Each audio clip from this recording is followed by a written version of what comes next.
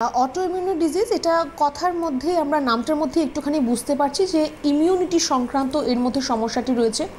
Auto immune disease মানে যখন আমাদের শরীরের যে ইমিউনিটি পাওয়ার যেটা রয়েছে সেটা যখন ঠিকভাবে কাজ করতে পারবে না বা বিপরীতভাবে যখন কাজ করবে তখন অনেক ধরনের ডিজিজ আমাদের শরীরের মধ্যে চলে আসে। তো সেটাকে অটো ইমিউন ডিসঅর্ডার বলা হয় বা অটো ইমিউন ডিজিজ বলা হয়।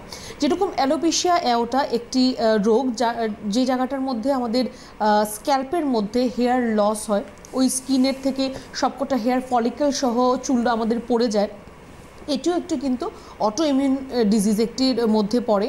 আর এছাড়াও কিছু কিছু স্কিন ডিসঅর্ডার রয়েছে যেগুলো আমাদের অটো ইমিউন ডিজিজের মধ্যে আসে।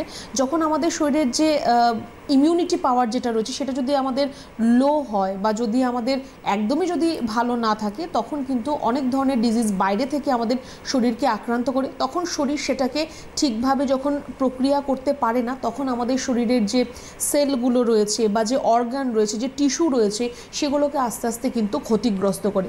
অনেকের মধ্যেই দেখবেন যে অনেকেই বলে যে আমার সামনে কেউ হাঁচি দিলে বা কাশি দিলে আমারও সেটা হয়ে যাচ্ছে। এটা যে এই যে ট্রান্সমিশনটা অনেকের ক্ষেত্রে দেখা যায় খুব তাড়াতাড়ি চটজলদি সেটা হয়ে যাচ্ছে।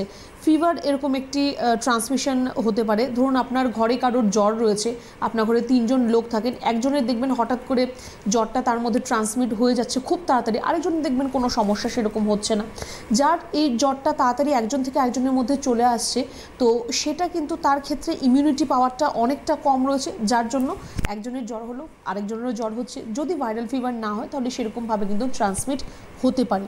কিছুটা জেনেটিক রয়েছে, যদি আপনার জিনের মধ্যে থাকে যে আপনার ইমিউনিটি পাওয়ার বরাবরই আপনাদের জিনগতভাবে কম রয়েছে তাহলেও কিন্তু অটো ইমিউন ডিজিজ শরীরের মধ্যে আসতে পারে। এবারে এই সংক্রান্ত